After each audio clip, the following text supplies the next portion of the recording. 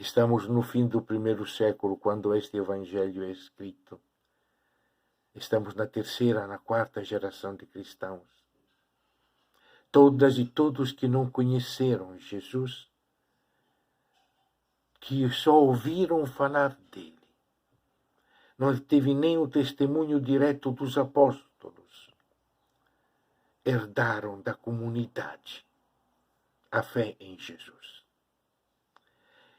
Um pouquinho como as nossas comunidades, de gerações que não conhecemos, de lugares longínquos, de culturas diferentes, mas Jesus se aproxima. Em qualquer lugar, em qualquer cultura, em qualquer povo, Jesus se faz presente. E tem uma comunidade que nos diz, pelas palavras de João, o batizador, nos diz o que não podemos esquecer. João não batiza Jesus, mas o aponta. Nos diz quem ele é, o que nós não podemos esquecer. 2000 anos depois, em lugares completamente diferentes, falando línguas totalmente diferentes, mas tem coisas que nos são apontadas desde o começo, que vêm antes de João e continuarão depois de João. São memórias da história toda e que nós temos que guardar. É o que é Jesus para as nossas comunidades. E a primeira coisa que João nos diz, apontando Jesus, eis o Cordeiro de Deus, aquele que tira o pecado do mundo.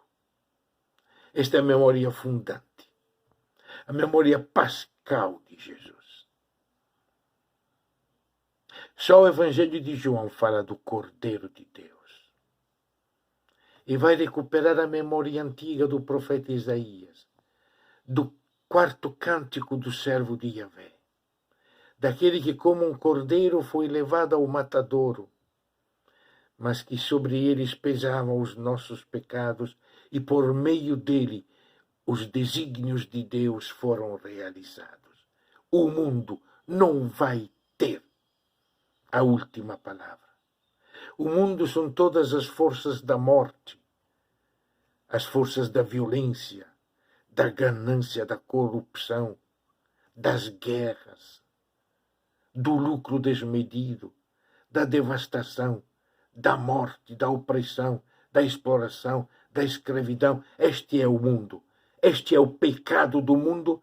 O Cordeiro de Deus tira este pecado. É isso que a primeira coisa que as comunidades têm que guardar de Jesus, a luta de Jesus contra o pecado do mundo, mesmo que ele, como cordeiro, por causa disso, venha a ser crucificado. E vai mostrar no fim dos evangelhos, na hora da crucificação, João vai dizer, é o Cordeiro de Deus. A segunda coisa importante é ouvir o Espírito baixar sobre ele e morar nele. Esta palavra morar é muito presente no Evangelho de João. Esta realidade, a vida, Jesus se torna o Cordeiro de Deus porque nele está a vida do Espírito. O Espírito está morando nele.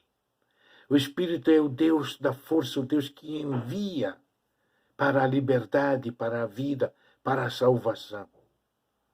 Eu vi o Espírito descer e morar nele. Não passou de raspão, ficou lá, morou. E ele vai nos dizer, ele vai nos mergulhar, nos batizar no Espírito Santo. Esse mesmo Espírito será para nós. Esta é outra coisa que as comunidades da terceira, das últimas gerações, não podemos esquecer.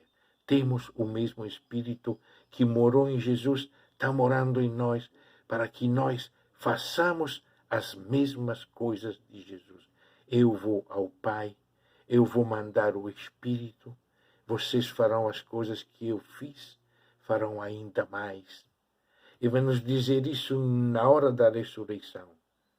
Como o Pai me enviou, eu vos envio a vós, recebei o Espírito Santo, lutem contra o pecado. É a mesma missão, com a mesma força, é a mesma realidade. E a última coisa que as comunidades de João nos dizem, que não podemos esquecer, independe do tempo, independe do lugar, este desconhecido, ele que está entre nós, igual a nós, que quase passa despercebido, é o Filho de Deus. Nos outros evangelhos, na hora do batismo de Jesus, são os céus que se rasgam e do céu a voz do Pai dizendo: este é o meu Filho amado. No Evangelho de João, é o próprio João Batista a dizer: é o Filho de Deus. As palavras de João resumem a fé das comunidades. Fé que não é uma doutrina, fé que não é um conjunto de dogmas, que não pode ser reduzido a dogmas.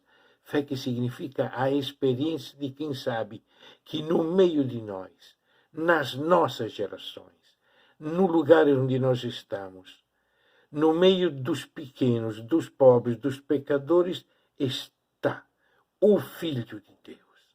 Está o Cordeiro de Deus que tira o pecado do mundo, cheio de Espírito Santo, que nos quer doar o mesmo Espírito para que, como Ele, nós continuemos sendo sinais de quem luta contra o pecado do mundo.